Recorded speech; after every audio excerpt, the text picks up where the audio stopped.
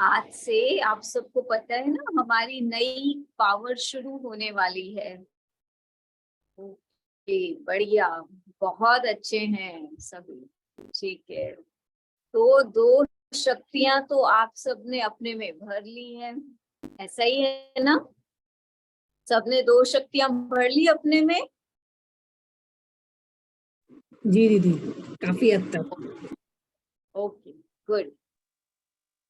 बड़े आनंद में हैं, शक्तिशाली होकर आनंद में आ गए। अच्छा, बहुत अच्छा।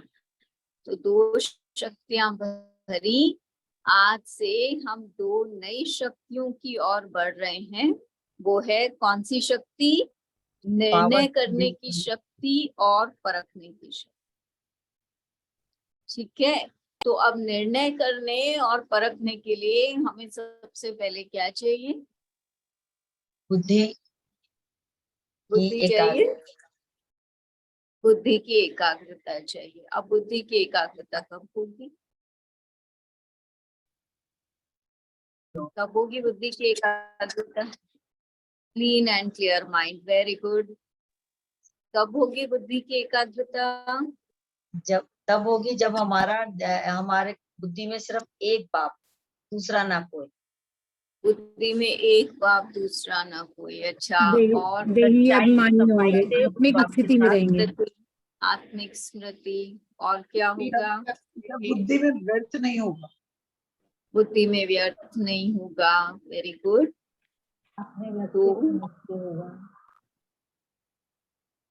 जैसे ही सरोज दीदी ज्वाइन कर ले बता दीजिएगा। दीदी बाबा जब के ज्ञान के बिना दीदी कुछ और नहीं रहेगा, हमेशा दीदी ज्ञान का सरोज दीदी चिंतन हैज मनन ज्वाइंड। चलता रहे।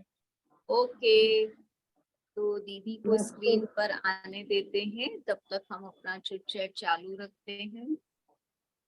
अच्छा, क्लैरिटी होगी। ओके दीदी जब और काम करते हुए सारे चीज बाबा के साथ हम कनेक्ट करेंगे, ये सारे बाबा का है, जो हो रहा है बाबा का है, तभी बुद्धि क्लियर रहेगी।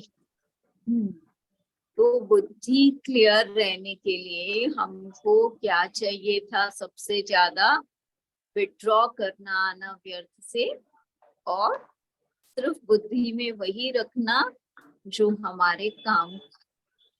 ठीक है, इन कर्मेंद्रियों से विड्रॉ करना और पैकअप क्या करना है? सारे व्यर्थ गुड थिंग्स तब करना है। ठीक है, ओम शांति। तो ओम शांति। ओम शांति दीदी, वेलकम वेलकम दीदी। आपके मैं अभी दर्शन नहीं हुए अभी तक। वीडियो का कर रहे हैं अभी। आप थोड़ा सा जब तक इनकी जो मुरली है ना वो मैं सुन रही हूँ, मेरे को जरा सुनाएं, मैं तब तक वीडियो की सेटिंग कर रही हूँ। ओके दीदी, तो मुरली स्क्रीन शेयर करेंगे शालिनी बहन प्लीज। जी ऑलरेडी शेयर दीदी। हाँ जी सुनाएं जरा, जो भी पढ़ते हैं। जी दीदी, आज बाबा ने कहा दीदी ये मुरली है 18/7/1971 की। रजिस्टर साफ करना आता है ना? आजकल साइंस ने भी ऐसी इन्वेंशन की है जो लिखा हुआ सभी मिट जाए, जो मालूम ही ना पड़े। तो क्या साइलेंस की शक्ति से अपने रजिस्टर को राज साफ नहीं कर सकते हो? इसलिए कहा हुआ है कि बाप के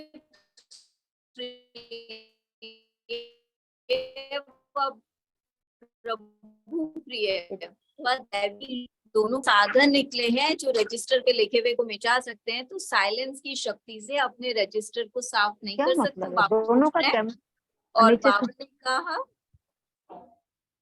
कि बाप के प्रिय व प्रभु प्रिय व दैवी लोग दोनों के प्रिय कौन बन सकते हैं? सच्चाई और सफाई वाले प्रभु प्रिय भी हैं और लोक प्रिय भी हैं, और अपने आप को भी प्रिय लगते हैं। सच्चाई सफाई को सभी पसंद करते हैं। रजिस्टर साफ रखना यह भी सफाई हुई ना?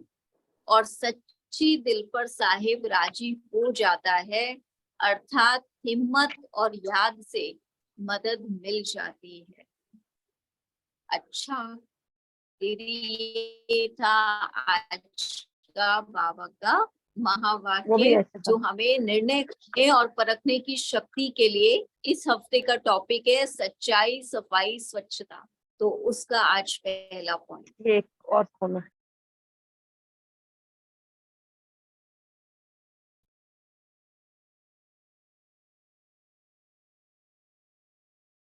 दीदी आप म्यूट हो गए हो। दीदी एक्चुअली अपना वीडियो सेट कर रहे हैं, तो करते हुए हो गए होंगे। चलिए हम तब तक, आज आप लोगों ने इस पॉइंट से क्या समझा, जब तक दीदी हमारे बीच में वापस आते हैं। आप में बाबा से के किस बाबा किस ने इस पर मनन चिंतन किया? यही पूनम किया बेन कि बाबा, और उनको चांस देते हैं। ठीक है दी। पूनम ओम शांति दीदी। चांस देते हैं ना, आप हमेशा बताते हो और हैंड रेज करवा। दीदी राजलक्ष्मी बहन ने हैंड रेज किया है। हाँ, तो राजलक्ष्मी बहन को हम बोलते हैं, आप हमें बताएं आपने क्या मनन चिंतन किया। ओम शांति दीदी।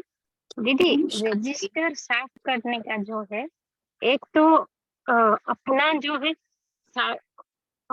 हमारे साथ जितने सारे लौकिक अलौकिक जुड़े हैं और उनका अलावा भी, जैसे कुछ कोरोना हुआ, कुछ हादसा होता है कहीं पर, उसमें किसी का हाथ है, तो वहां पर भी मन जो जाता है, इसका गलती है, इसका गलती है।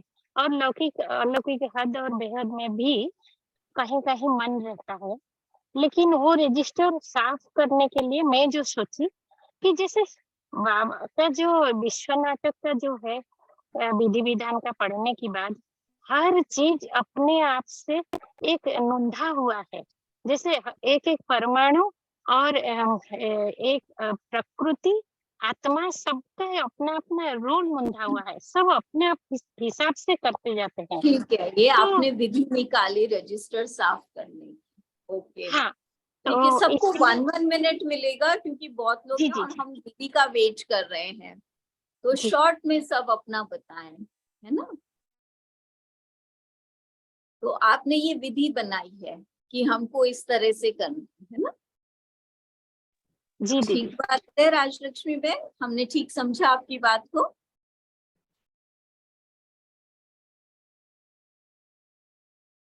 राजलक्ष्मी ठीक बहन है, नेक्स्ट कौन है? अभी तक कोई ने हैंड रेज नहीं किया है। अभी तक किसी ने नहीं किया, तो ठीक है, फिर पूनम बहन कुछ सुनाना चाह रहे थे, उनको चांस दे देते हैं। थैंक यू बाबा। अच्छा मैं ये, दीदी आ गए, पूनम बहन दीदी ओके आ ओके गए, ओके, हाँ तो दीदी, अब दीदी हम के बारे दीदी से सुनते हैं। वेलकम दीदी।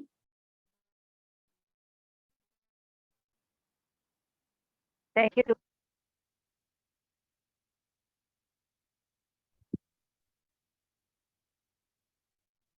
हाँ जी, ओम शांति। ओम शांति दीदी, वेलकम। ओम शांति ओम दीदी। शांति। ओम दीदी शांति दीदी।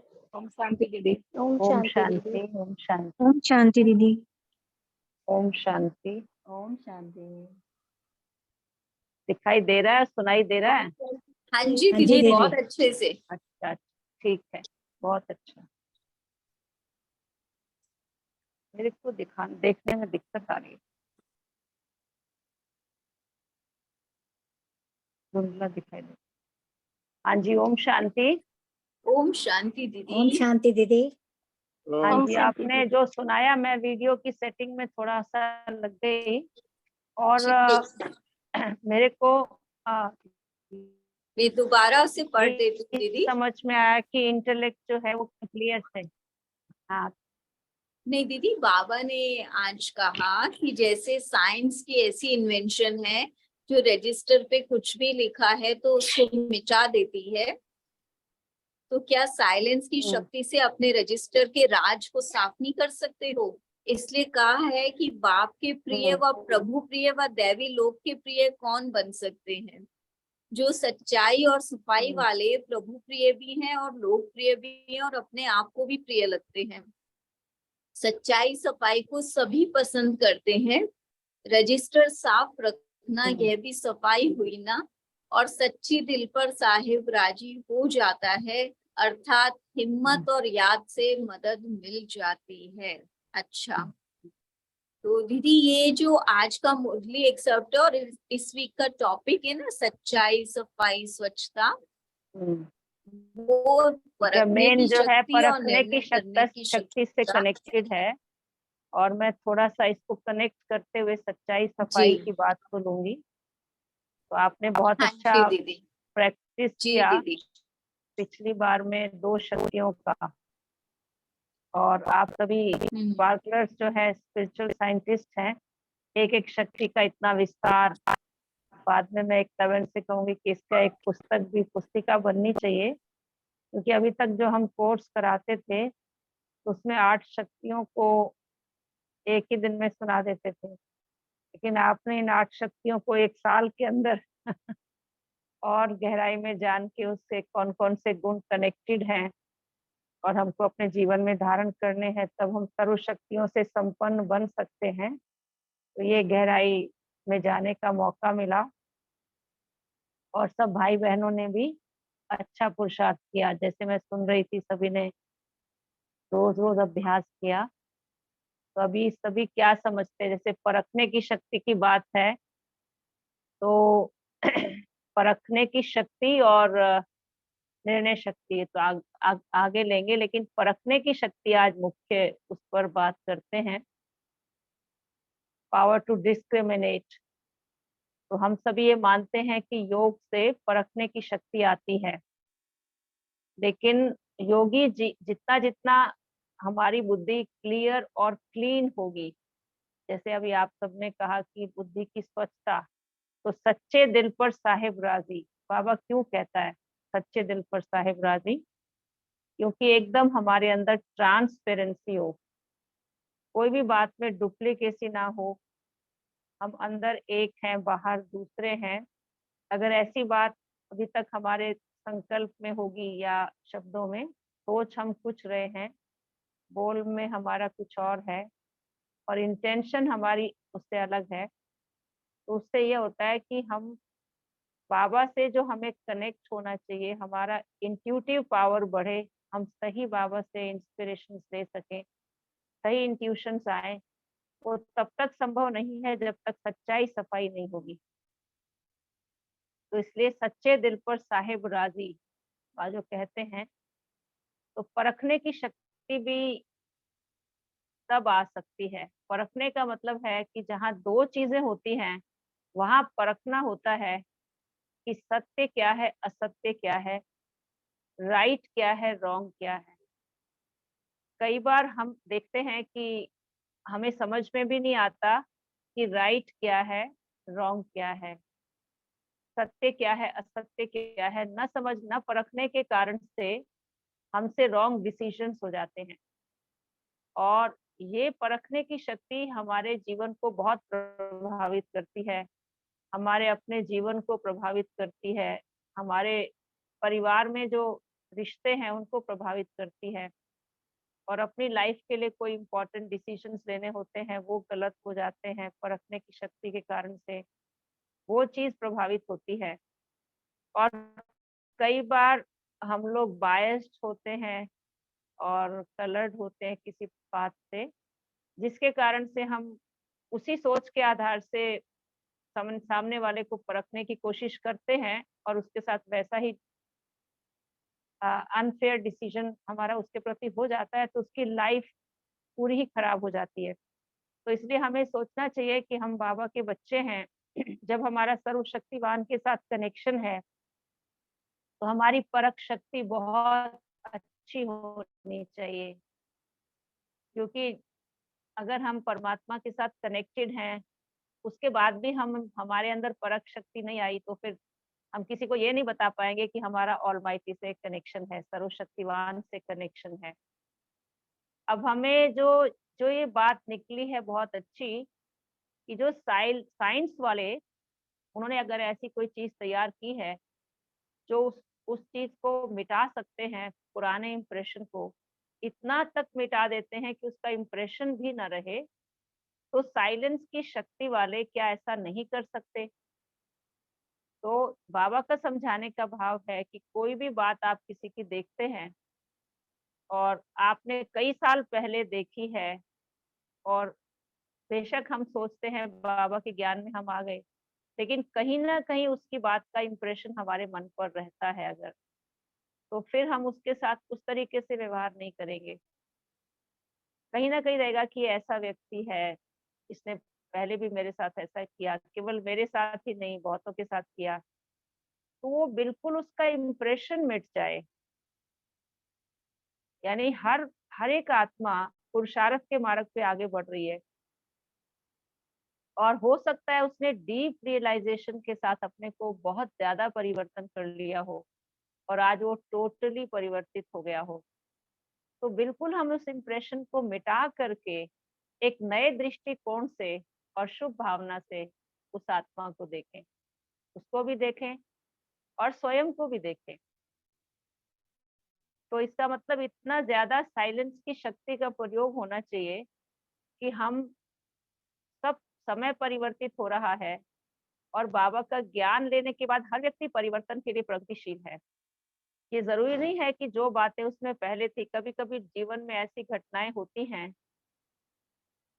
जो व्यक्ति उससे सीख लेता है और वो दृढ़ प्रतिज्ञा कर लेता है कि जो मेरी अभी पुरानी आदतें थी, अब मैंने उसको बिल्कुल मिटा देना है, और वो अपने आप को बिल्कुल ऐसे पॉजिटिव पथ पे आगे बढ़ने का सोच लेता है और बढ़ के दिखाता है। क्योंकि बाबा हमेशा कहता है, बच्चे तुम्हारा जो वास्तविक स्वरूप है, तुम शांत स्वरूप हो, प्रेम स्वरूप हो, पवित्र स्वरूप हो, सुख स्वरूप हो, आनंद स्वरूप हो। मूल रूप में तुम सभी पवित्र आत्माएं हो, लेकिन ठीक है कि समय के प्रभाव से या परिस्थितियों के प्रभाव से या व्यक्तियों के प्रभाव से आपके अंदर कोई गलती हो जाती है आपसे, लेकिन मूल आपका बहुत अच्छा है। और यही कारण है कि बाबा ने भी हमें उस भाव से देखा कि तुम देव आत्माएं हो बच्चे, पवित्र भाव से देखा।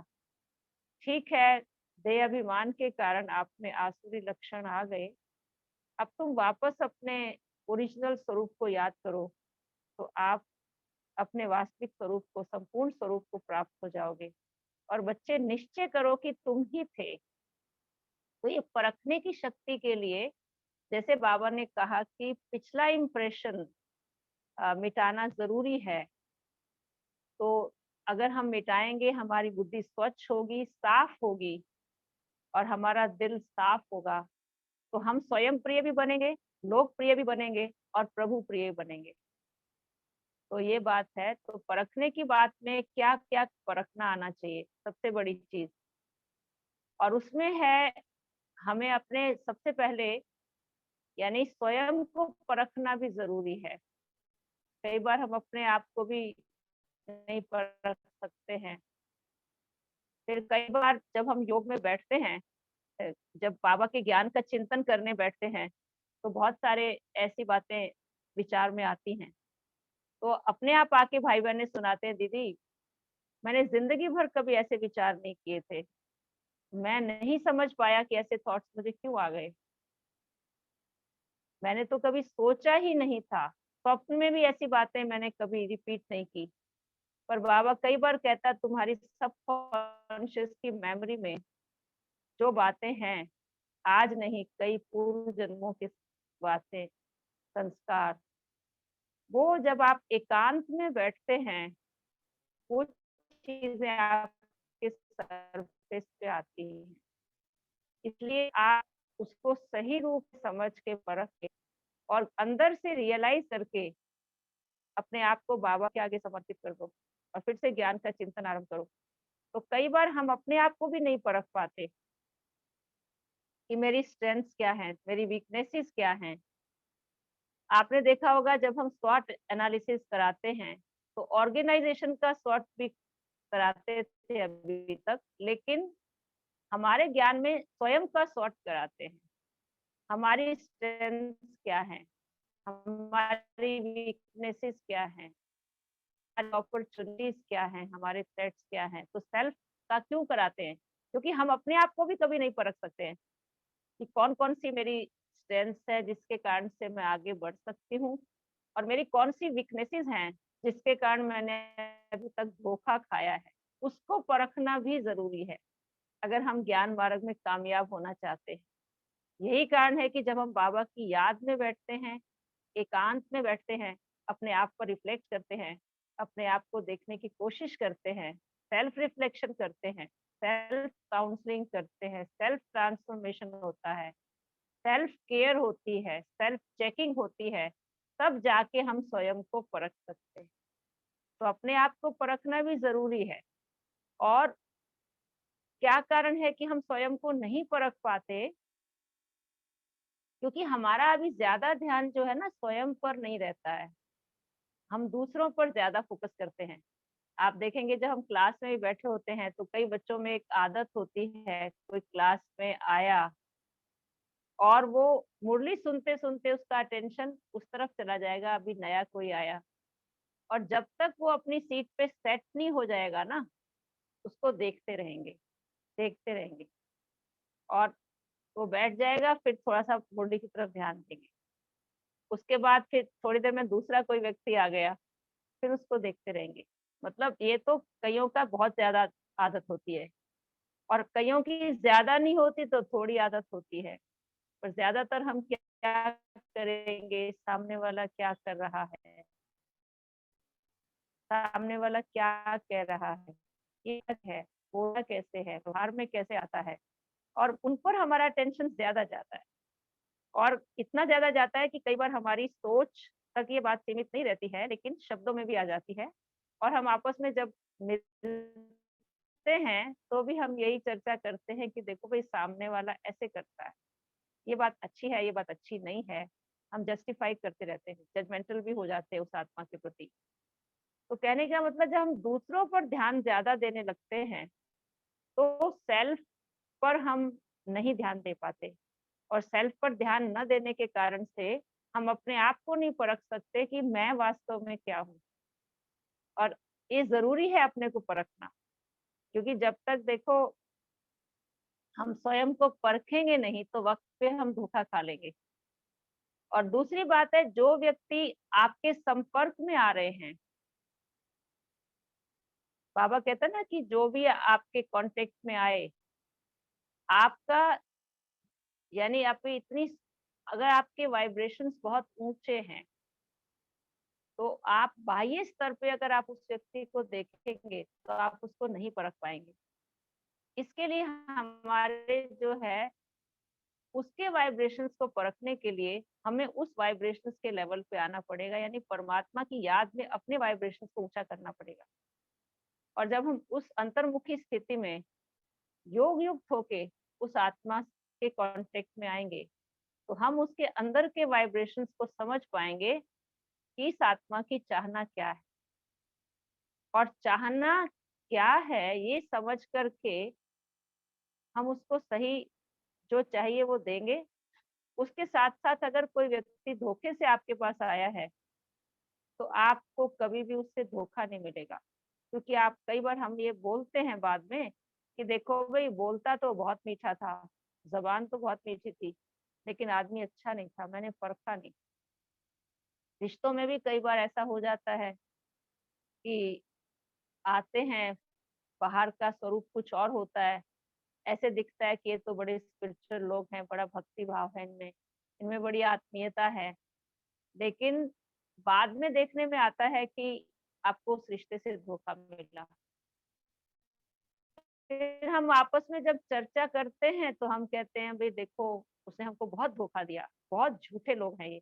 लेकिन हम किसी के बारे में ऐसा कहें कि वो उसने मुझे धोखा दिया, बहुत झूठे लोग हैं, इसकी बजाय हम ये सोचे कि उसने धोखा नहीं दिया, मेरी परखने की शक्ति नहीं थी जो मैंने धोखा खा लिया। तो अगर हमारी परखने की शक्ति अच्छी होगी तो हम कभी किसी से धोखा नहीं खाएंगे, है ना। जैसे अब आप लौकिक क्षेत्र में रिश्तों में भी परख होनी जरूरी है, लेकिन ईश्वरीय ज्ञान में भी आप देखेंगे जब हम बाबा के घर में रहते हैं तो बहुत तरीके के लोग यहाँ आते हैं, क्योंकि दुनिया में आजकल क्या चल रहा है ज्यादा उसे कहने की आवश्यकता नहीं है, आप सभी जानते हैं। तो मुझे याद है कि हमारे सेवा केंद्र पे एक नई बहन थी, तो उसके सामने कोई ऐसा आया जो यानी कि हिप्नोटाइज करते थे या क्या था उसके अंदर। तो कम से कम 1 डेढ़ 2 हफ्ते तक या महीनों तक उसे अटेंड करती रही बहन। पर क्योंकि नई थी, उसने उसको परखा नहीं था, उसकी वजह से उस पर इतना ज्यादा उसका इफेक्ट आ गया, हिप्नोटाइज हो गई कि वो आत्मा आगे आ गया और वो उसके पीछे पीछे चली गई। और इतना ज्यादा, यानी कि बड़ी बहन थी नहीं घर में, उसने मौके की तलाश करके ऐसा किया। और वो बहन जो है बिल्कुल नई थी, और इतना चिंता का विषय कि बहन गई कहाँ, पर उसका पता कराया गया, बहुत कुछ हुआ। सार ये रहा कि अंत में मालूम पड़ा, वो आ भी गई 15 दिन के बाद, वो पता चला। हेडक्वार्टर में भी सूचित किया गया, हेडक्वार्टर से भाई बहनों को भेजा गया। और काफी दादी के लिए चिंता का विषय था, क्योंकि जिम्मेदारी होती है। लेकिन उसके पीछे कॉज क्या था? कॉज ये था कि उस आत्मा को परख नहीं थी कि सामने वाला कैसा है। और परख क्यों नहीं होती है? क्योंकि हमारा बाबा से योग नहीं है। अगर हमारा बाबा से योग, क्लियर कनेक्शन होगा, क्लीन एंड क्लियर इंटेलेक्ट होगी, बाबा से कनेक्शन ठीक होगा, तो बाबा आपको टचिंग देगा, आप उसे रिसीव करेंगे और आप उस धोखे से बच जाएंगे। लेकिन ये क्यों होता है? क्योंकि हमारी बुद्धि बाबा के साथ कनेक्टेड नहीं होती है। हम केवल उसके बाह्य बातों से और बाह्य व्यक्तित्व से, या हम स्वयं देहाभिमान में होते हैं तो बाह्य स्तर पर उसको हम परखने की कोशिश करते हैं, वो राइट नहीं है। तो जैसे कहते हैं ना कि जौहरी को हीरे की परख होती है, तो आत्मा रूपी हीरे की परख भी उस जौहरी को हो सकती है जिसका परमात्मा के साथ कनेक्शन है। हरेक को नहीं परख सकता है। अब दुनिया में भी आप देखेंगे कई डॉक्टर्स हैं, उनके डायग्नोसिस बहुत अच्छे होते हैं, वो फेमस हो जाते हैं, इसके डायग्नोसिस बहुत अच्छे हैं, आप इसके पास जाएंगे तो आप अपनी बात को सही तरीके से आप बताएं, वो आपको इमीडिएट बता देगा आपको क्या तकलीफ है और एकदम से उसका इलाज सही होगा। लेकिन कई डॉक्टर्स होते हैं, वो इतना सारा टेस्ट कराने के बाद भी समझ नहीं पाते कि आखिर भी पेशेंट को क्या बीमारी है।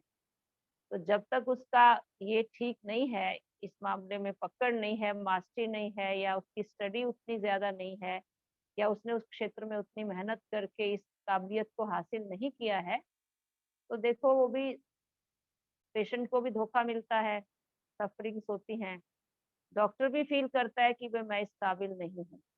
तो हमको हर क्षेत्र में, यानी कि चाहे वो आपका प्रोफेशनल है, प्रोफेशन में है, या बाबा के घर में है, यहाँ भी परखने की शक्ति वाला बहुत कामयाब होता है, धोखे से बच के रहता है।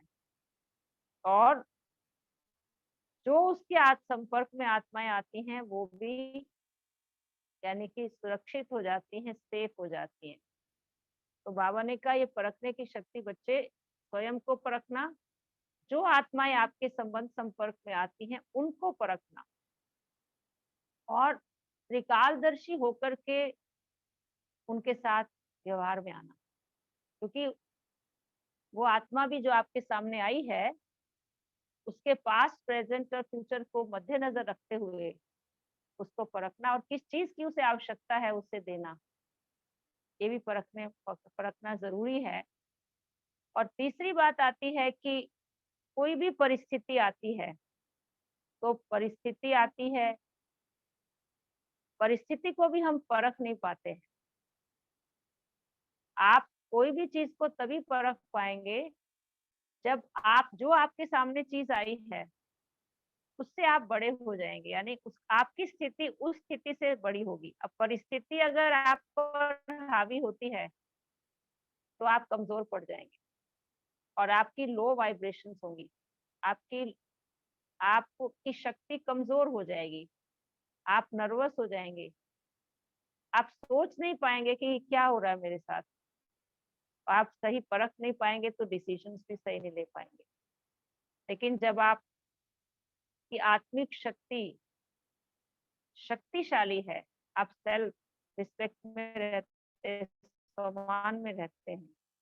जो बाबा ने हमेशा कहा है बच्चे, परिस्थिति को बड़ी नहीं होती है, या आपके सोचने पर है, आपने परिस्थिति को किस नजरिए से देखा है।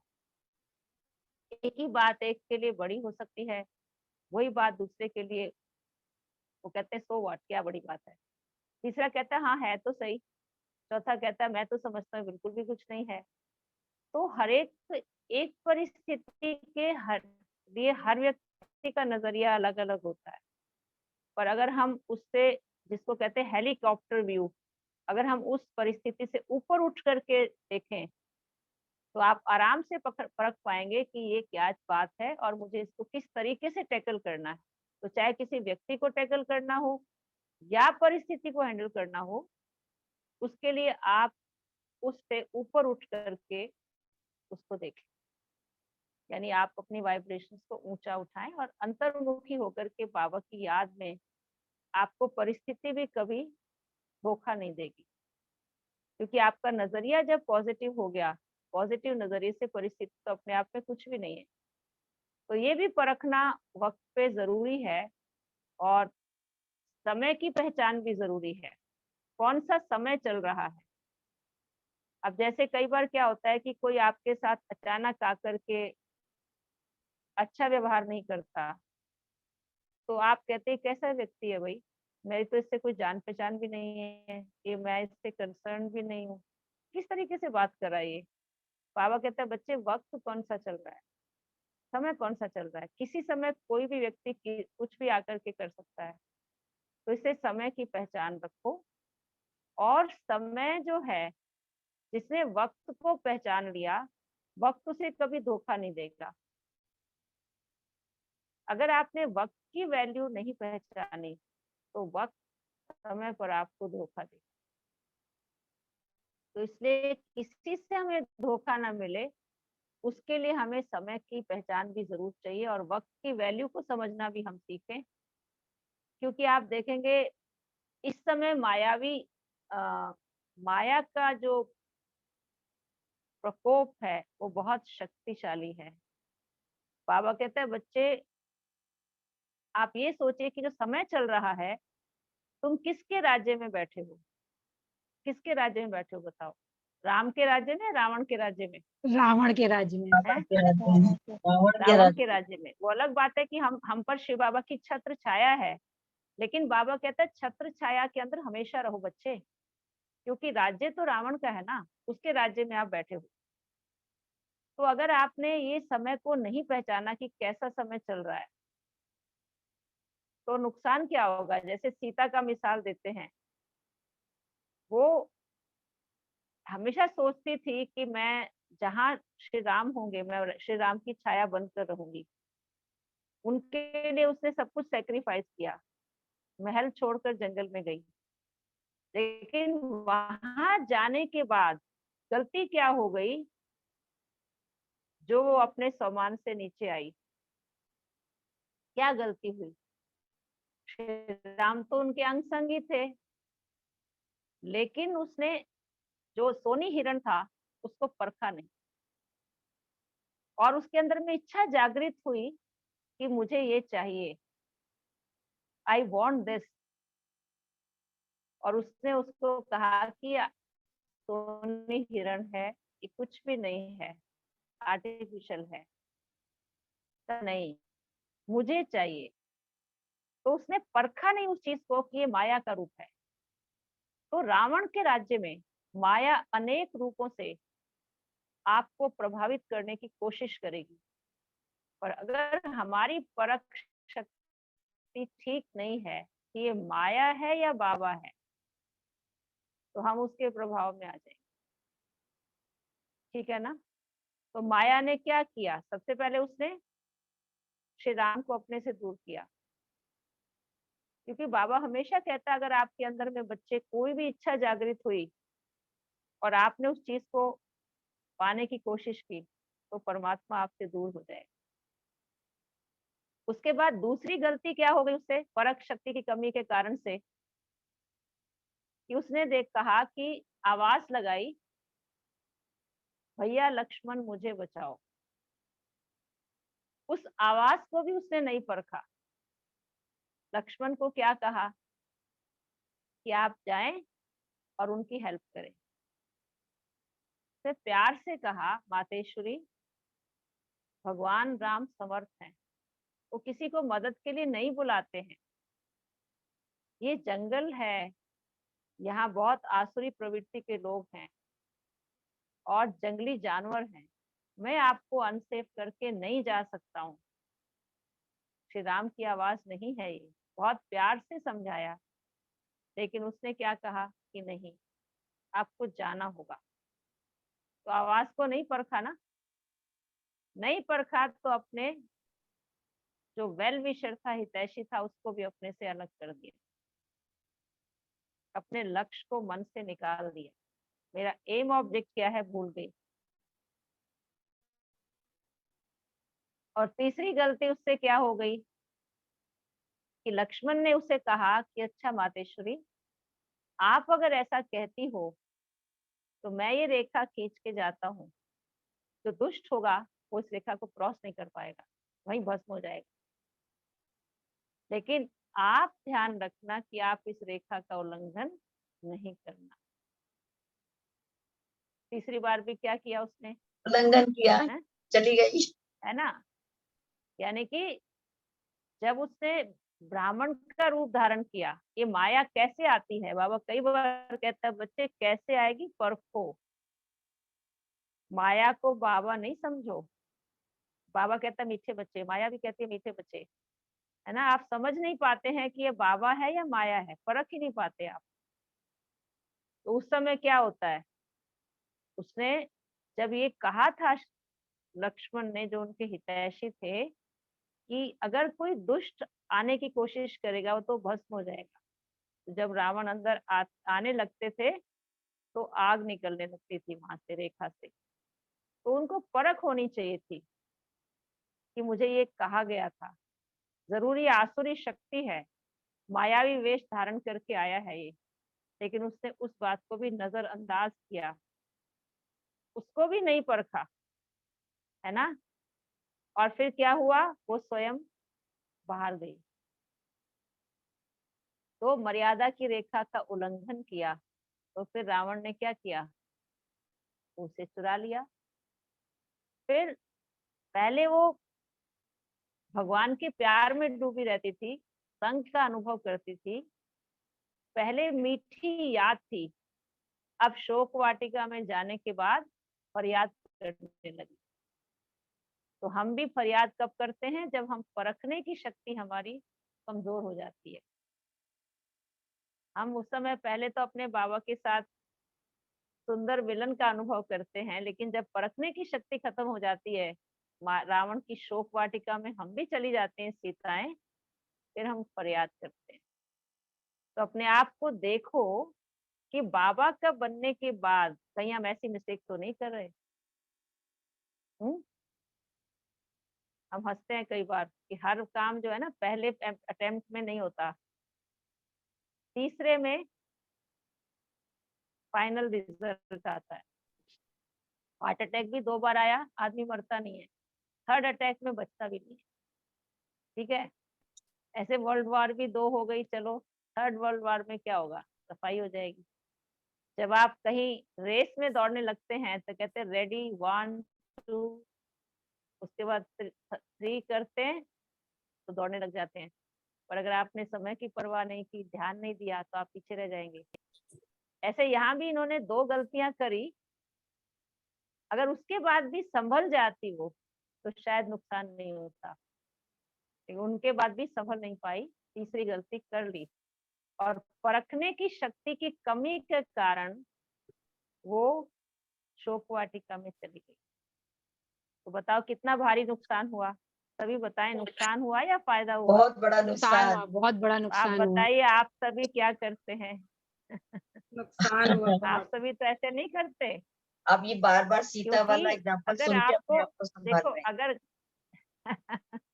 कभी कभी आप सोचिए, छोटा सा बात है कि अगर हमें मायूसी आ रही है, उदासी आ रही है, परेशानी हो रही है, दिल शिकस्त हो रहे हैं, डिसहार्टेंड हो रहे हैं, डिप्रेस्ड हो रहे हैं, ये कौन आ रही है? माया या बाबा? माया। माया।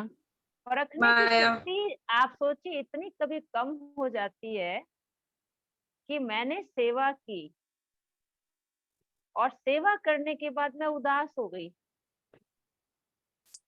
मेरे को ये भूल गया कि अरे मैंने तो सेवा की है, मुझे तो नाचना चाहिए। सेवा से तो मेवा मिलता है, सेवा से तो कमाई जमा होती है, सेवा से तो पुण्य की पूंजी जमा होती है।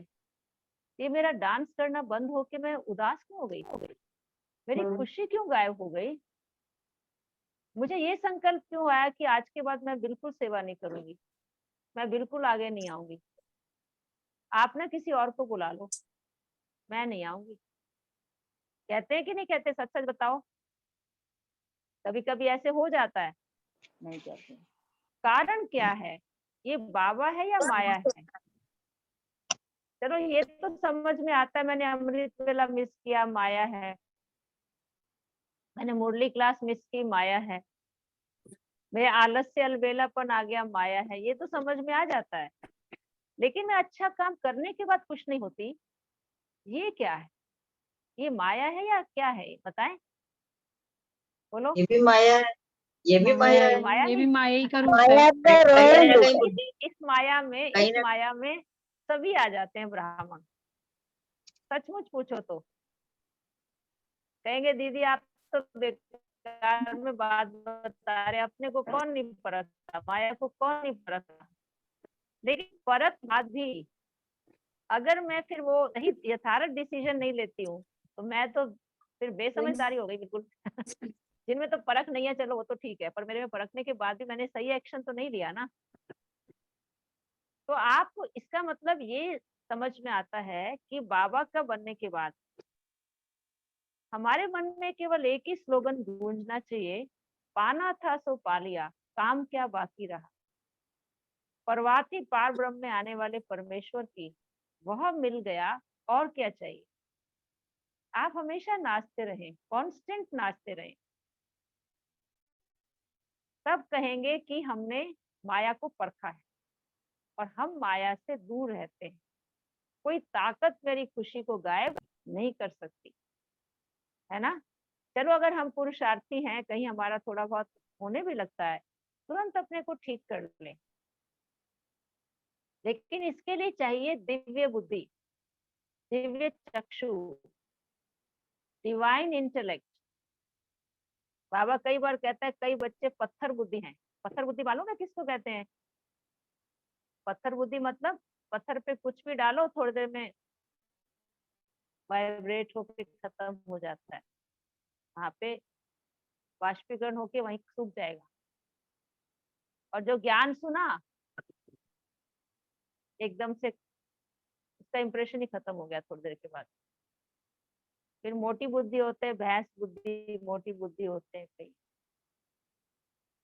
मतलब इतनी बारीकी से ज्ञान को नहीं लेते, मोटे मोटे रूप से लेते। इतनी डेप्थ है इस नॉलेज की, ये नहीं कभी लिया उन्होंने। और फिर कई कैसे होते हैं, बंदर बुद्धि भी होते हैं। बंदर बुद्धि का मतलब है, यानी कहते हैं बंदर क्या जाने रत्नों का मोल। उनको उनके अंदर चंचलता है, हमेशा चंचल प्रवृत्ति, से बात रहे हैं, कभी सर को टाल देना और चंचल प्रवृत्ति के बने रहना, ये तो फिर बंदर बुद्धि हो गए ना। भाई नटखटपना नहीं छोड़ना अपना। लेकिन होनी कौन सी बुद्धि चाहिए? दिव्य बुद्धि, है ना, डिवाइन इंटेलेक्ट। तो बाबा कहते हैं दिव्य बुद्धि बच्चे होंगे, उनमें परखने की शक्ति होगी। वो बाबा के ज्ञान से हर बात को परखेंगे। और अगर परखने की जिसकी निशानी क्या दिखाई है? गायत्री देवी। गायत्री देवी के एक हाथ में सुदर्शन चक्र है, जो कांस्टेंट चलता रहता है, कांस्टेंट, लगातार। तो हमारा सुदर्शन चक्र हमेशा चलता रहे। Self checking, self care, self attention, self reflection.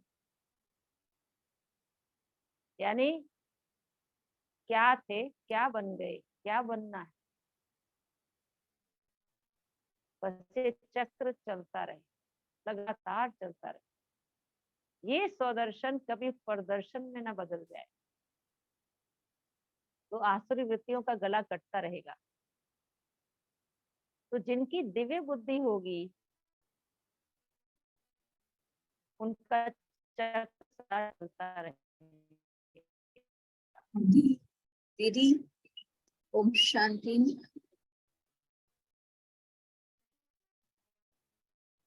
कहते हैं सुदर्शन सुधार।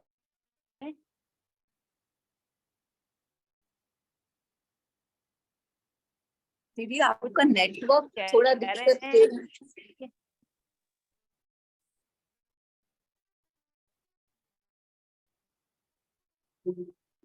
है। आवाज आ रही है क्या? दीदी बीच बीच में ब्रेक हो रही है। और दीदी आज के विनर्स भी अच्छा अनाउंस अभी करते बताओ, हैं। अभी आ रही है? हाँ अभी आ रही है। और अच्छा आज के अभी आ रही विनर्स है भी कि नहीं आ अनाउंस रही? करने बस आ मैं रही बस है। अभी 2 मिनट में मैं पूरा कर दीदी पूरा आवाज चले गई कर रही आपकी हूँ। फिर से। ऐसे गायत्री के दूसरे हमेशा दिखाते हैं।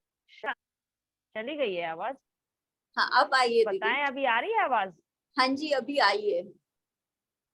वाइंड अप कर रही हूँ अभी। बाबा को याद हाँ करो और ये चलता रहे आवाज, ठीक? जी जी। मैं वाइंड अप करूंगी अभी। उसके दूसरे हाथ में क्या है? शंख दिखाते हैं। शंख जो है एक तो आवाज बहुत अच्छी निकालता है और उसमें से बहुत वाइब्रेशन को बहुत शक्तिशाली बना देते हैं। तो बाबा कहते हैं आप तो ध्वनि है,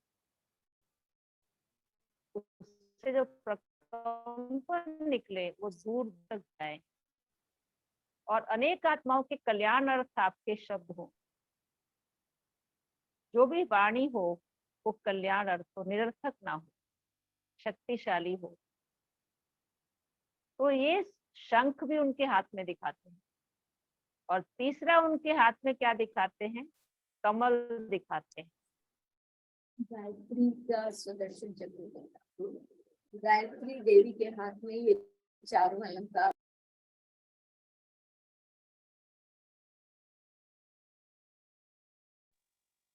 दीदी स्टिल हो गई।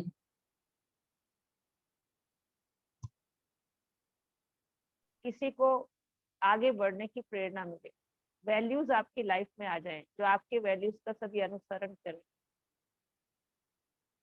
तो ये गायत्री देवी के हाथ में दिखाते हैं। और साथ में हंस की सवारी दिखाते हैं। हंस क्या होता है? मोती चुगता है। तो हर एक से गुण रूपी मोती को ग्रहण करना। दीदी कमल वाले से थोड़ा सा रिपीट कर दीजिए, सुनाई नहीं दे रहा था कमल आवाज। का मतलब है इस संसार के कीचड़ में रह के भी न्यारा, यानी आसपास के एटमॉस्फेयर का प्रभाव ना पड़े और मेरे शक्तिशाली प्रकंपन वातावरण को बदल दे। किसी व्यक्ति परिस्थिति का असर मुझ पर ना आए, ऐसे कमल सम न्यारे बने। तो ऐसे ही हंस का मतलब क्या है? हंस जो है उसमें 2 गुण होते हैं। एक तो नीर और क्षीर का विवेक करता है, दूध और पानी को अलग कर देता है। और दूसरा हमेशा हंस मोती चुगता है। तो हमारे एक से गुण रूपी मोती को ग्रहण करने वाले, नीर और क्षीर को अलग अलग करने वाले हंस बुद्धि आत्मा हूँ। मैं शक्ति हूँ, मैं गायत्री हूँ। इस नशे में पूरा सप्ताह रहना है, ठीक है? मैं शक्ति हूँ, मैं गायत्री हूँ और मैं स्वयं के चिंतन के द्वारा, अपनी आत्मिक स्थिति के द्वारा अपनी अंतर्मुखी स्थिति के द्वारा मैं सर्व आत्माओं का कल्याण करने वाली शक्तिशाली आत्मा, सर्व प्रकार के प्रभाव से मुक्त, ऐसा चिंतन करें। यह है परखने की शक्ति। ओम शांति। ओम शांति।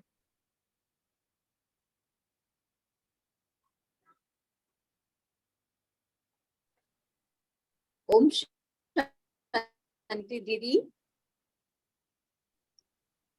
दीदी आज हमें 3 विनर्स का भी अनाउंस करना है। तो पहले विनर हैं बीके लता बहन। उनका मोबाइल नंबर है 9822646551। तो बीके लता बहन आप दर्शन दें।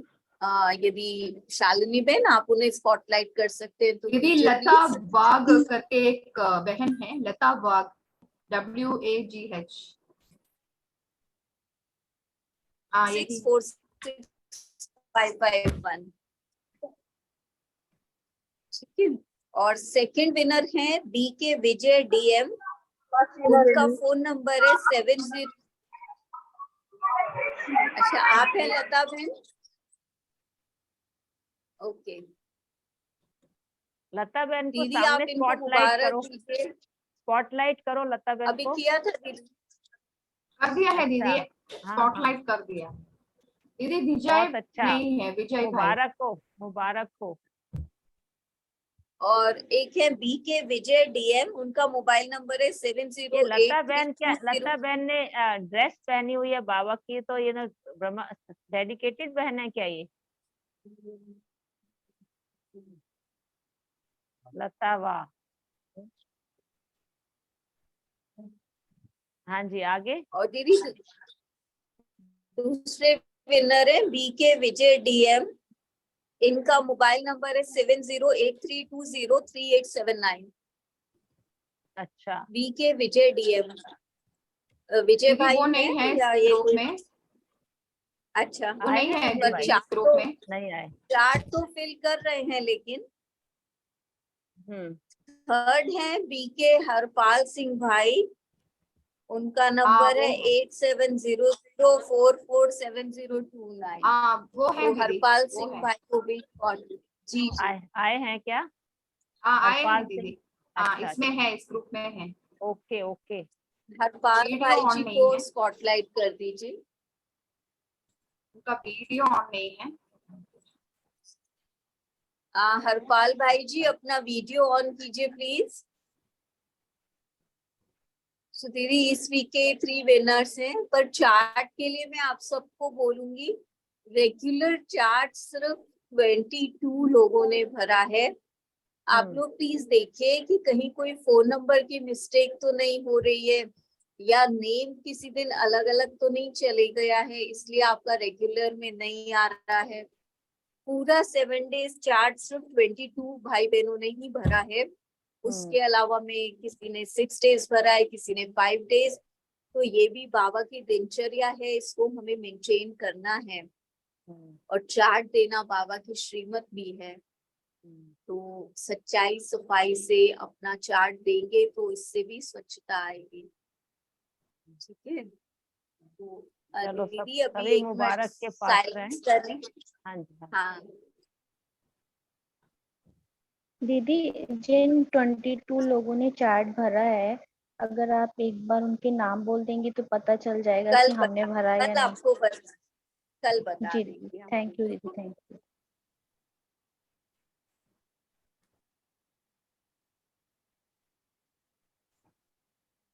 दीदी 1 मिनट में बता दें सफाई और 1 मिनट स्वच्छता बाबा में को क्या याद अंतर? करेंगे।